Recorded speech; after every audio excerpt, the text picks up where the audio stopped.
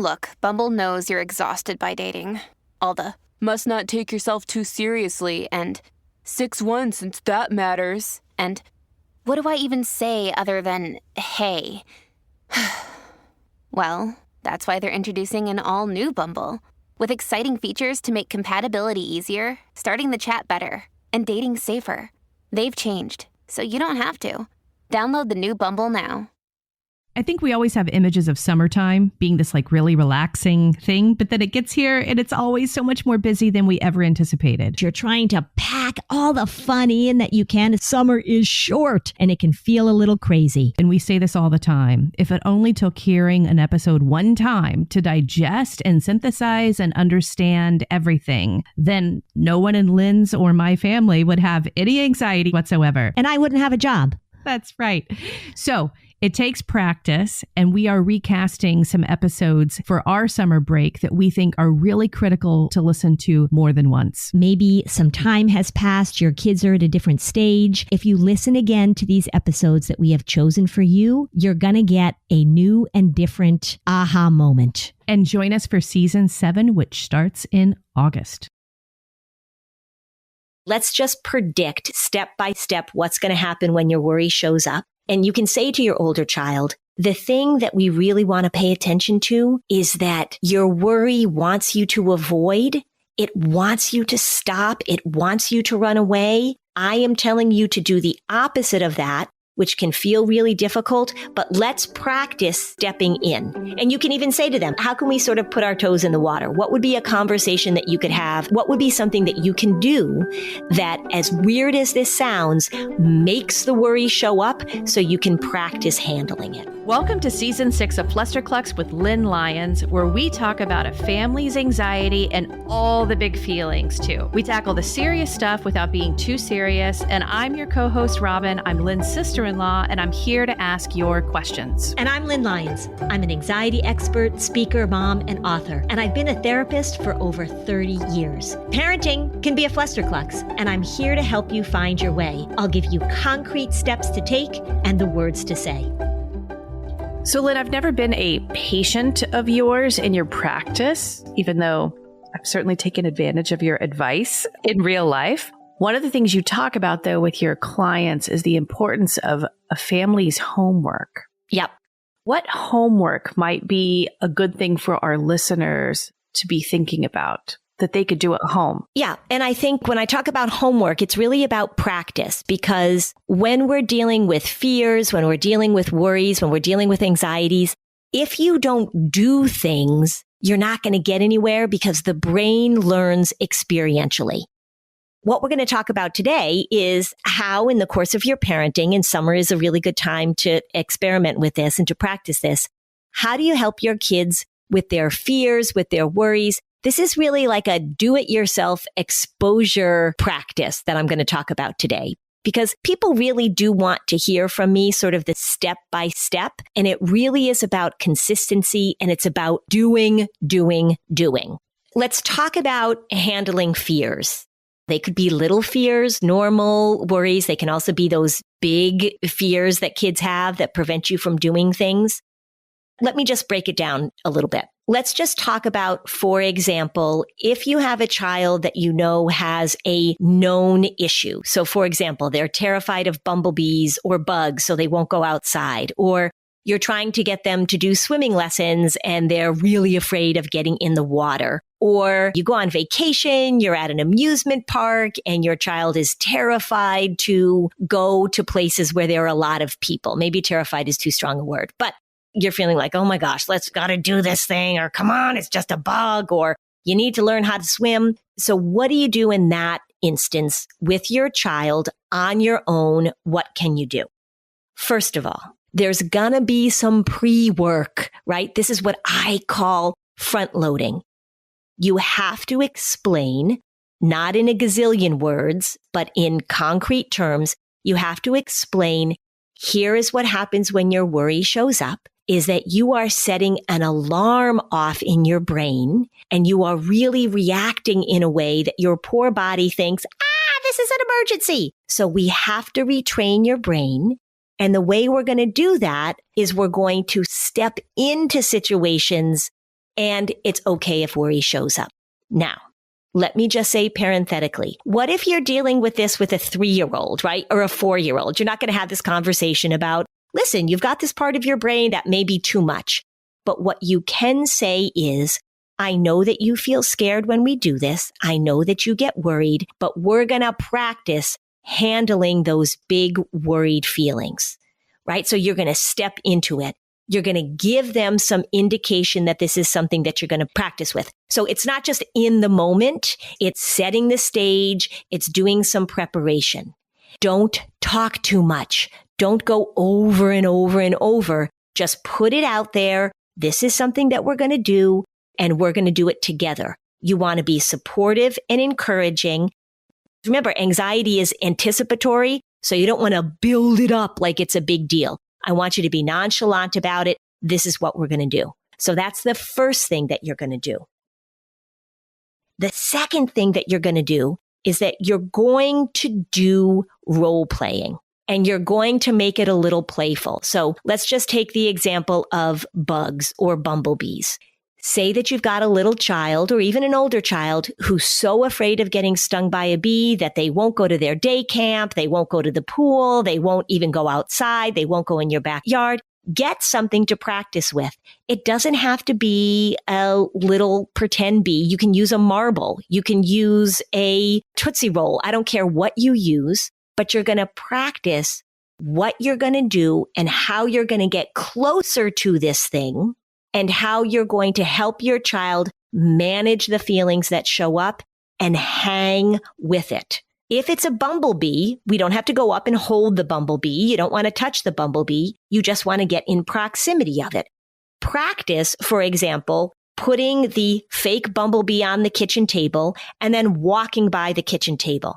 And worry is going to show up. What's worry going to say? Worry's going to say, oh no. And you're going to say, oh, worry, that's what you always say. And you're going to practice walking by. The reason that you practice is because truly this is how the brain relearns. And we want to give your child the opportunity to experience that rush of fear, to experience those rush of feelings, and then let it subside over time. This is what exposure therapy is. Bringing your brain, bringing your body into the situation, hanging out long enough for it to subside. So you want to practice. You don't have to do it 100 times. I would do it maybe 10 times. Make it a game, make it playful. Okay. So that's the second step that you're going to do. The other thing that you want to make sure as you're doing this with your child is that you stay away from all of that reassurance safety chatter. Let's just say it's swimming lessons, for example. So you want your child to get into the pool. Maybe you want your child to learn to put their face in the water. What you don't want to do is a lot of that, like, look, you'll be safe. Everything will be okay. Your instructor is very qualified. Nothing bad is going to happen. You're going to be fine. All of that stuff says to your child in sort of a paradoxical way, this is something for you to be concerned about. Because as you're often saying that, your intensity builds up, right? Your language is like, okay, it's going to be okay. There's nothing to be afraid of. The analogy I give is that say you were going out to dinner in a restaurant and you walk into the restaurant, you sit down at the table and the waiter comes up and says to you, I just want to let you know that we are very good at making sure that our food is safe, that we have had many inspections, and that there is no reason to believe that you are going to get food poisoning from this restaurant. You'd be like, okay, thanks. And you'd get up and you'd leave. You'd get up and leave. Yeah, you'd get up and leave. So the language you want to use is, we're going to go to this swimming lesson, and it's important that you get into the water. And you know what? Your worry might tell you that you can't do it. I think you can. So we're going to practice, right? Short and sweet. The goal is to help our kids strengthen the skill of tolerating uncertainty. So if you're constantly giving that reassurance, you're denying them the practice. Correct. And when you're giving reassurance and you're telling people that they'll be okay, the brain can't help but say, like, why do they keep telling me I'm going to be okay? Is this dangerous? It would be like getting on an airplane The flight attendant stands up front and says, like, we just want you to know that your pilot is really, really qualified. And even if we hit some bad weather, your pilot really is able to keep you safe. You're going to be like, why are they saying this? And he got a good night's sleep and he's been sober for 2 weeks. Yeah, right. He's been really doing well with his program. We haven't had any problems with drinking on the job. He's doing great. We actually did a breathalyzer before he got on the plane. Yeah, I mean, all that stuff. It's like designed to make you feel like things are going to be okay, but it has the opposite effect. So just pay attention to that language that you use. With a bumblebee, for example, you could say, we're going to walk by this bumblebee and everybody's going to mind their own business. The bee's going to mind their own business. You're going to mind their own business. And you can make it a little playful. You can make it a little silly. A little laughter is always a good thing. And then we're going to take a break and I'll tell you what to do if you just have sort of like a temperamentally sort of hesitant child. But if you've got this specific thing, first thing you're going to do is you're going to lay a little bit of the groundwork. You're going to do some role playing that is fun and easy and consistent. It's got to be consistent. You're going to stay away from your safety chatter. And then you're going to actually practice doing it in the real situation. When we come back, let's also talk about how you adapt this for different age kids thus far. Lynn, this summer, I am upping my business game with Masterclass, and I have so many classes downloaded on my phone that I'm looking forward to doing instead of beach reading, because Rosalind Brewer and Martha Stewart and Anna Wintour and all of these incredible women are there in Masterclass as instructors to help you up your game.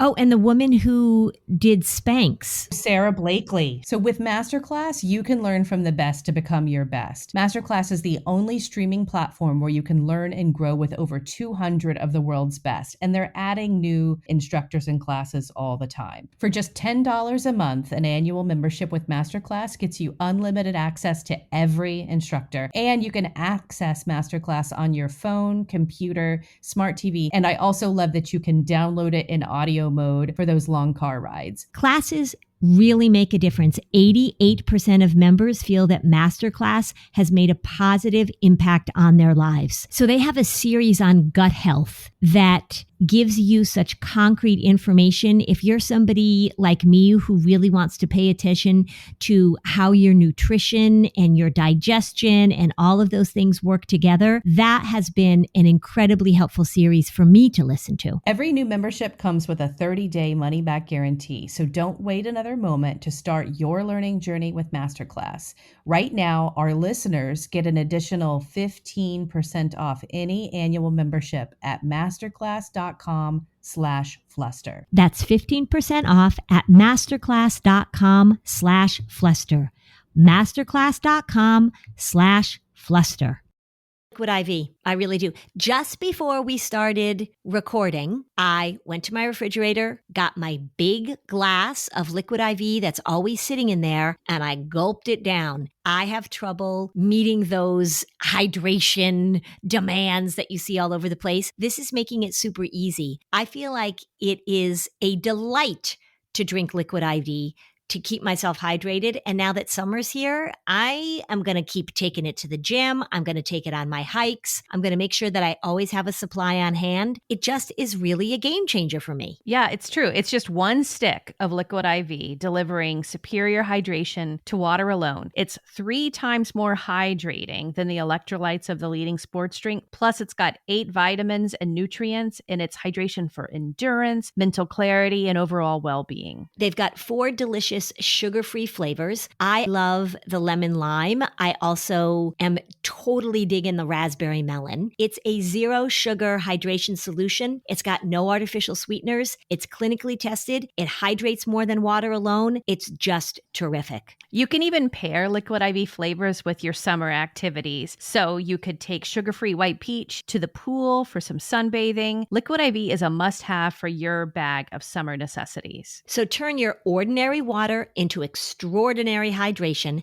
with Liquid IV. Get 20% off your first order of Liquid IV when you go to liquidiv.com and use the code FLUSTER at checkout. That's 20% off your first order when you shop Better Hydration using promo code FLUSTER at liquidiv.com. I'm telling you, you're going to love it. Being an adult has its high points.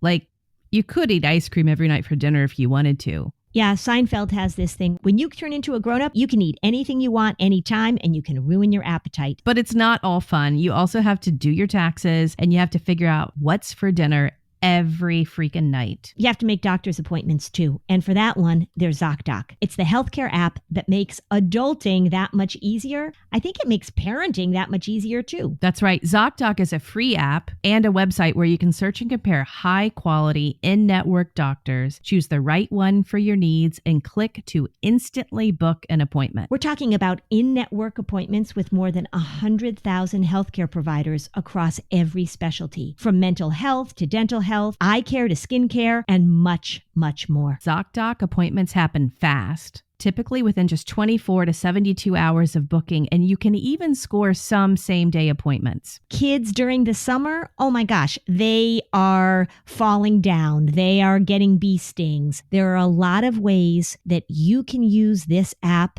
to make your life easier, to make parenting easier, to make being an adult a little less stressful. So that's why I loved it, and you should use it too. Stop putting off those doctor's appointments. Go to ZocDoc.com/Fluster to find and instantly book a top-rated doctor today. That's ZocDoc.com/Fluster. ZocDoc.com/Fluster.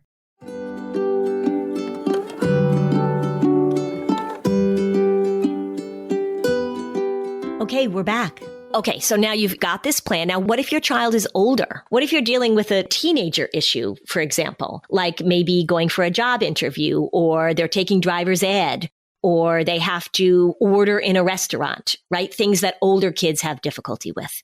You just want to bump your language up, and you want to be really direct. You want to say, look, you have a pattern, or we as a family have a pattern of creating emergency reactions when it's not an emergency, of telling stories about how badly this is going to go without really giving you an opportunity to practice. What we want you and your teenager to recognize is that avoidance begets avoidance, because you never get the opportunity to retell the story.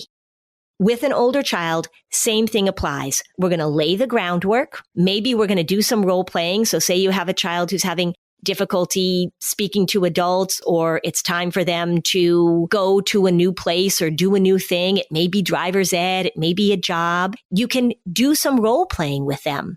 You can have them walk through with you what that conversation will sound like. You want the brain to practice. I cannot emphasize enough that the brain learns experientially. It's about doing. And role playing in practice is doing. It's pre-doing. So you want to bump that language up. How do you draw the line in the role playing? Because I have a feeling if you were to grade all of us as parents doing the role playing, some of us would do it better than others. You always say ask the how questions. So how do you role play where you're still giving them the room to practice versus like kind of just spoon feeding everything and telling them that you want it done this way? Mm-hmm. Okay, so this is how a role play might go. I'll play both characters. You know that your child has difficulty separating or has difficulty stepping into new things. So you say, so Robin, you'll be the cute little kid. So I say, Robin, now remember, tomorrow we're going to go to your swimming lesson. So what do you think Worry is going to say when it's time to go to your swimming lesson? I don't want to go to my swimming lesson. Right, that's what it's probably going to say. And it might get really big. It might even say it a little bit like, I don't want to go to my swimming lesson. Like it might say it nicely, but it might say it kind of big and kind of loud. So we're going to practice going to your swimming lesson. Okay. We're driving in the car. Let's pretend we're driving in the car, right? Oh, here comes Worry. Worry saying, you can't do this. This is an emergency. I don't want to go to the swimming lesson. And so we're going to say back to Worry, Worry, thanks for sharing. And we're going to get to your swimming lesson. And what do you think is going to happen when it's time to meet your swim instructor? What do you think is going to happen when we see your teacher? The voice is going to get louder? It is. It's going to get louder. And remember also that sometimes you tell me that your tummy hurts. So we know that might happen too. You might say, oh, my tummy hurts. So we know that's going to happen. And what we're going to do is we're just going to keep moving forward. And even though we know the worry is there, we're going to tell the worry that it's not in charge. So let's practice that and then just go through. Make a little scenario in your house. You can make a pillow as the swim instructor and practice. You are going to offer encouragement and reminders. Stay away from the safety chatter. So you're going to get to the edge of the pool. Now, what happens then if the kid says like, I'm not doing it, and they freak out? So you step back a little and you say, okay, so let's take a breath. Let's take a moment. Here's worry. And then parent, you can talk to worry. You can say, worry, we knew you were going to show up.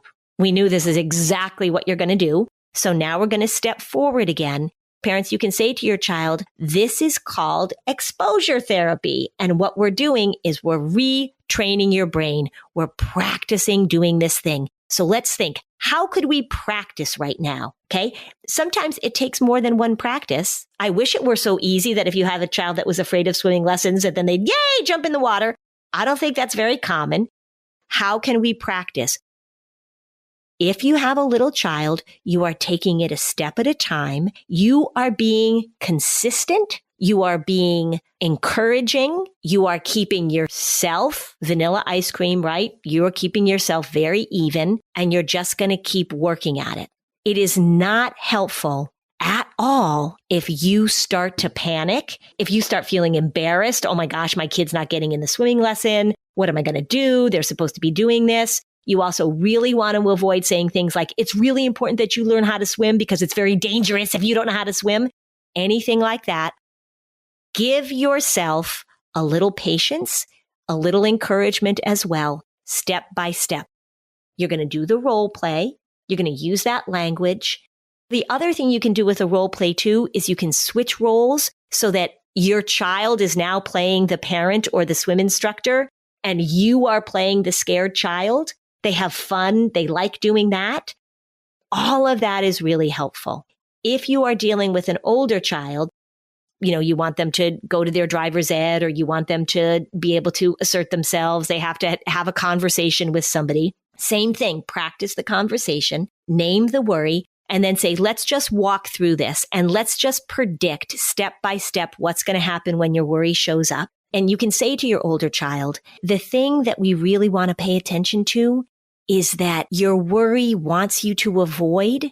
It wants you to stop. It wants you to run away. I am telling you to do the opposite of that, which can feel really difficult, but let's practice stepping in. And you can even say to them, how can we sort of put our toes in the water? What would be a conversation that you could have? What would be something that you can do that, as weird as this sounds, makes the worry show up so you can practice handling it? This is what I do with my clients. Yeah. We did the series last summer on the 7 puzzle pieces that disrupt anxiety. So I'm just thinking about a lot of your foundational approaches, and you talk about bridging past successes or probably enticing future rewards. In that conversation, how would that sound? If you have little kids, offering a little bit of a reward, right? My husband always says it's bribery. Okay, whatever. But it's positive incentive is that you might want to say to them, look, I know this is really hard for you to walk by the bush where the bumblebees are. So let's make it a game. And I'm going to put your favorite little action figure at the end of the walkway. And let's see if we can walk past the bush with the bumblebees and get the action figure. And you can say, worry does not want you to have any fun. It doesn't want you to do anything. So let's practice walking by knowing that we're going to get a little reward at the end. So you can do that with little kids. The more playful you make this, the more you make it a game rather than something that, oh God, we have to do this, the better off you'll be. With older kids, you just really want to talk to them very directly about the fact that developing these skills makes their life easier. Right now it's the summertime. So you can imagine that I have teenagers that I'm talking to that are getting ready to go to college. And we're working on these skills. What is the benefit of you practicing this? What is the goal that you're going to achieve? Are you going to be able to get your driver's license? Are you going to be able to have easier conversations with people? I want to motivate them, usually in a social realm. The thing that is so important is they know that they're going to have these feelings. That's the mistake that everybody makes, is that they say, we're going to do this so that you feel calm and confident. Nope, we're going to do this so you get used to the worry showing up and you keep moving through it. And that's what exposure therapy does. Let me ask you this question, because I don't feel like we've talked about this so much. If I were to have a little 6-year-old afraid to go to swimming lessons, let's go back to the younger child. We could talk about the teen, it's relevant too. But in addition to saying, like, you weren't really that excited to go to gymnastics, but think of all the friends you made and the fun that you had. I'm thinking about Sally by the end of the summer, who's gotten to be a really great swimmer for her hard work and taking risks to learn to swim. And I'm thinking about our family at this lazy river where we're floating down, and because you're swimming, you're going to swim ahead and you're going to go underwater and you're going to squeeze dad's toes that are hanging off the inflatable inner tube. And we're going to think that's so silly because you're such a good swimmer at that point. You've learned to do that, or like creating like a scene or. Yeah, I might make a recording for a child. I do this with adults too. So that's called future progression.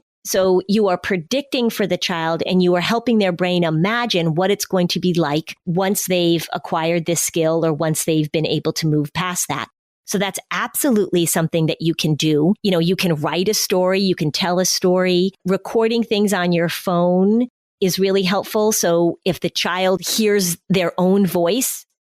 So when you learn to swim, right? So that's called seeding. When you learn to swim, what do you think is going to be the fun thing that you're going to be able to do once you get into that pool? And then have them say it so they can listen back to it. So that's a really good strategy that I use a lot. I use it with adults too, actually. It's the ability to let the brain go forward in time and create the outcome that you want. Absolutely, that's a fun thing to do. Now, let me talk for a minute about what happens when it goes horribly wrong. So let's just say, parent, that you do this role playing with the bumblebee or the swimming lesson. And remember, you can role play, like you can create a little swimming pool in your house. You can have them jump off the side of the bed and you catch them, right? So you do all this and you're feeling like, oh my gosh, I am so awesome at doing this. I am creating this great thing. And then you get to the actual exposure practice and your child is like NFW. And maybe they freak out. Maybe they have a temper tantrum. Maybe they cry and scream. That's okay. You're practicing this. It's all right. So you want to back it up a little bit. You want to back it up. In that moment, remember, when they're freaking out, there's not a lot of learning going on.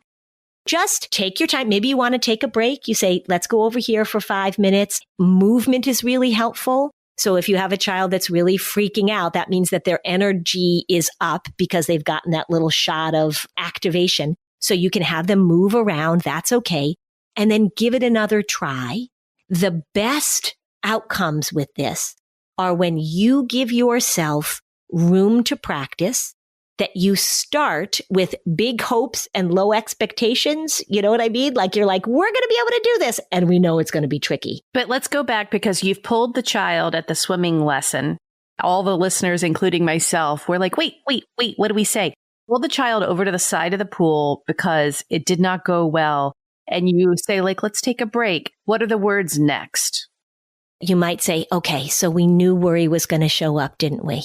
And boy, worry loves to make things as an emergency. So let's just take a few minutes to get our body a little more regulated.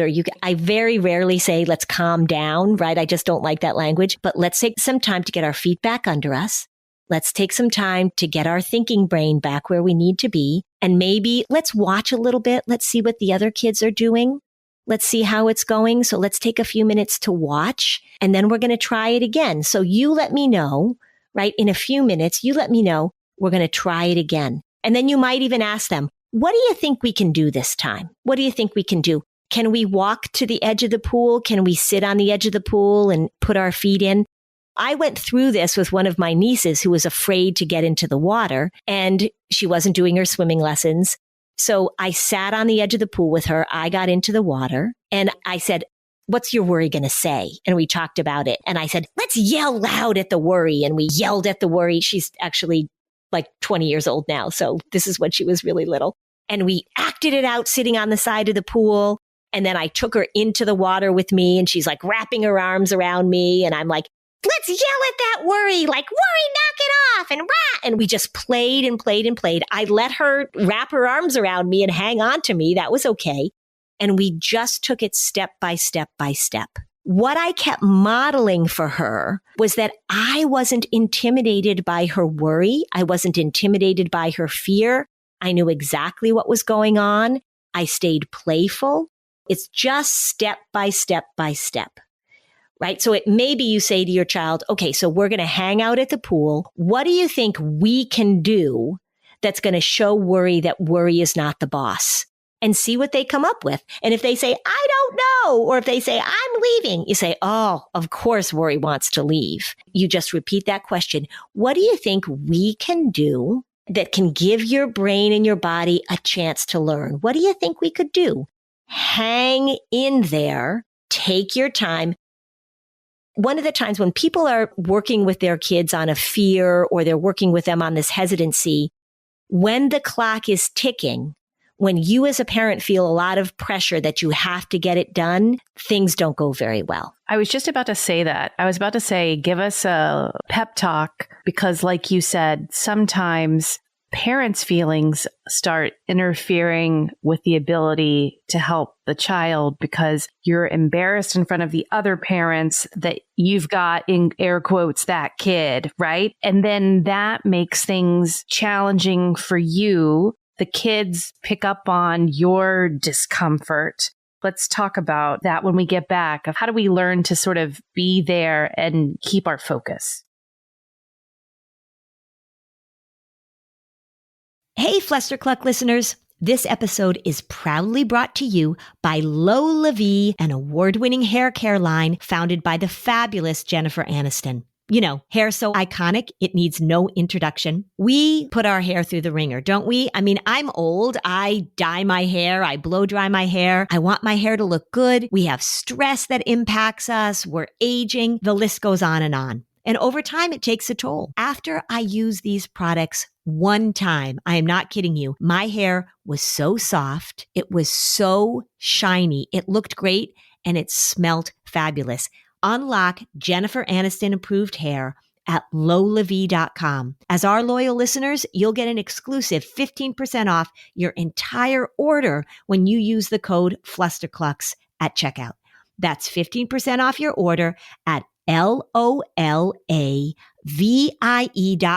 with promo code Flusterclux.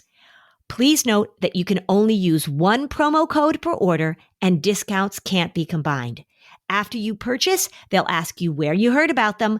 Please support our show and tell them we sent you. Your hair will thank you. Hey there, I'm Debbie Reber, the founder of Tilt Parenting and the author of the book Differently Wired. The mission of Tilt is to change the way neurodivergence, whether that's having a learning disability, having ADHD, being gifted, autistic, or some combination of all of the above, is perceived and experienced so differently wired kids and the parents like us raising them can truly thrive. On the Tilt Parenting podcast, I get to talk with authors, therapists, educators, and parenting experts who are committed to this mission. I ask the questions my listeners are most curious about when it comes to supporting our kids. And in turn, my guests share strategies for challenges, out-of-the-box ideas for navigating school, best practices for therapies, tips for advocating, and so many thoughtful insights on what it really takes to help our kids grow up feeling seen and respected so they can create awesome lives for themselves. I know that raising a differently wired kid can feel overwhelming and isolating, but I promise you, you are not alone, and it can feel so much better. If you're on this parenting journey, come listen to Tilt Parenting. Together, we can shift this paradigm and show up for our exceptional kids with hope, possibility, and joy.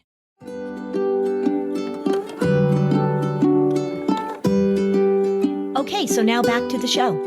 Okay, so the issue is like here you're thinking this, okay, like I'm going to really work on this and we're going to make some progress with this. And then you go to the pool or you go to the day camp or you walk out the door and things don't go well. And immediately the things that go through your mind is I'm not doing this correctly. I'm screwing this up. I'm so embarrassed. People are looking at me. I've already paid for this tennis lesson. All the things that make your anxiety and your embarrassment and your worry jack up. It is really helpful if you can ahead of time just say to whoever you're engaging with, it might be to the other parents, say you're going to a birthday party or there's swimming lessons, that you say to the other adult, this is something we're working on.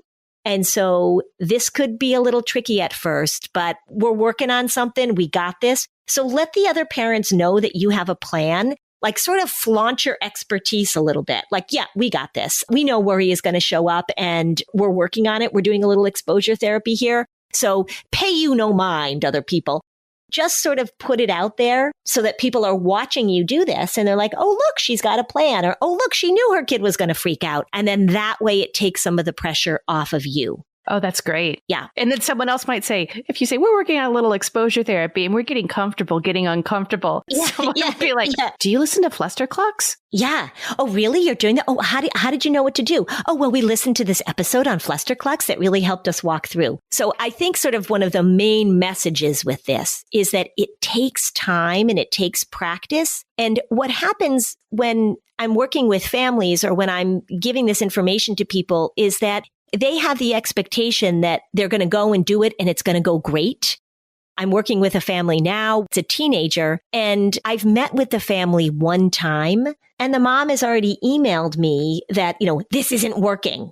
Slow your roll here, right? Like it's okay. I've met with her one time. I've met with you one time. So give yourself some time, give yourself some patience. This is about consistency and let other people know that you're working on it. So they're observing you and they might even be in admiration of how you're doing this rather than you needing to feel so embarrassed. And then the other thing I just want to talk about briefly is that if you've got a child that is just temperamentally a little shyer, they take a little more time to warm up, that they get overwhelmed easily, that this is something that you're dealing with on a consistent basis, the same rules apply. Do that role playing. This applies to going back to school too. It's not just a summertime thing, but think about this as a long-term project in which you are helping your child build skills. Take the pressure off. You go to a birthday party, your little child is hanging on your leg. They're seeing all the other kids around. You know that they're going to have difficulty joining in. Think, okay, so here's my opportunity to practice and let yourself take little steps. Let your child take little steps and give yourself credit. Give your child credit when they move towards something. If they hang on your leg for 20 minutes and then they go and join in something, that's a success. Give yourself the time, the patience, and the consistency to work on this and really, really pull back on the time pressure, the judgment from other parents, the idea that you have to get them to do it right away. Take your time. It's okay. It's a long-term project and that's okay. I love that mantra. I'm going to restate it that when you're going to be around other parents managing a child who's really having a big reaction, I think a calm, even fake it till you make it, as you would say, calm smile. We're working on this. And then don't say anything else. You owe nobody else any explanation because we talk too much.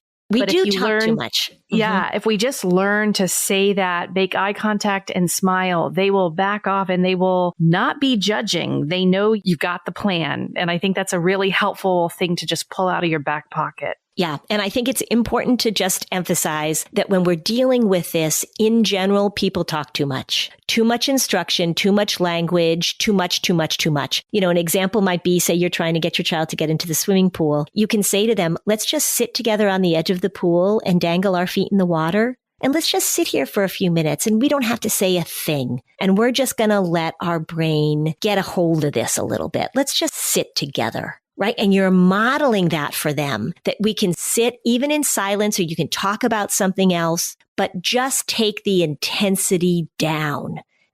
Take the panic down and take the language down. Just everybody take it down. So in terms of wrapping this up with older kids, and you've got a teenager who's supposed to go and apply for a job, and even getting them to go and get the application, because maybe there's a paper application. Do they even do paper applications anymore, or is it all online? Most of it's online, but I'll tell you, with my experience with all of these teenagers applying for jobs, you really got to show up in person because they apply online and then they don't get a phone call back and they're like, well, I guess I didn't have a job. You want them to show up. You want them to go in and introduce themselves. Sometimes that's the place that really makes it difficult. I can imagine. It's like if you ever want to be mean to a teenager or another millennial, just make them pick up the phone and talk to somebody. Oh, yeah. I was just talking to my colleague, Chris, and he works with college students, high school and college students.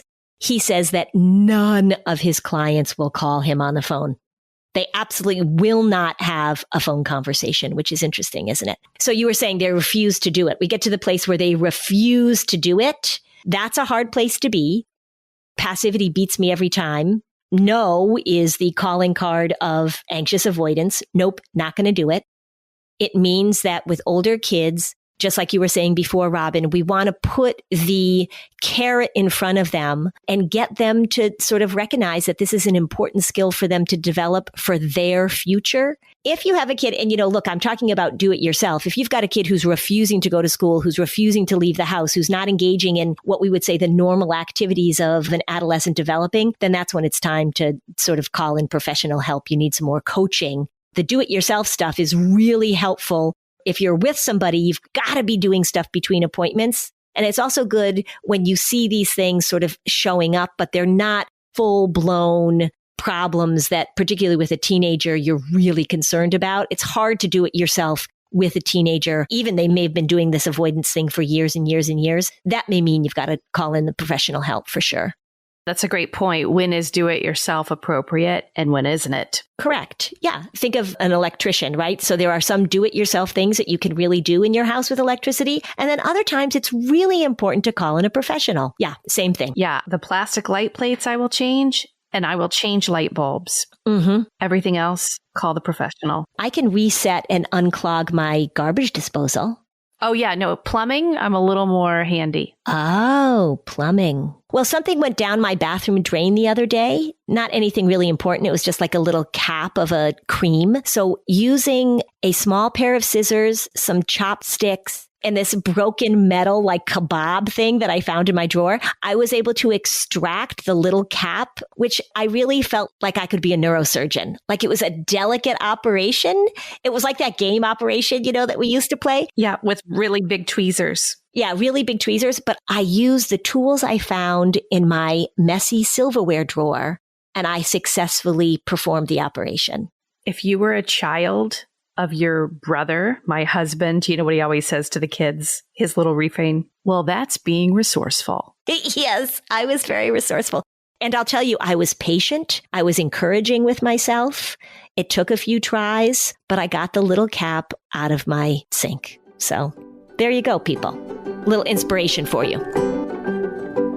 Thanks for listening. And if you found this podcast helpful, please give us a 5-star review on Apple Podcasts. It helps other people find this information. And if you'd like to dig deeper on any of these topics, we have specialized playlists on our Spotify profile, and the link is in the show notes. Topics like teens, depression, and OCD. Bye, Lynn. Bye, Robin. Hey, are you a parent of a teenager? Are you feeling overwhelmed about how to be what they need while also holding limits and boundaries that keep them safe? Are you tired of conversations that negate how messy this season of parenting is? Well, I've got you. My name is Casey O'Rourke. I am a positive discipline trainer, parent coach, and the host of the Joyful Courage podcast.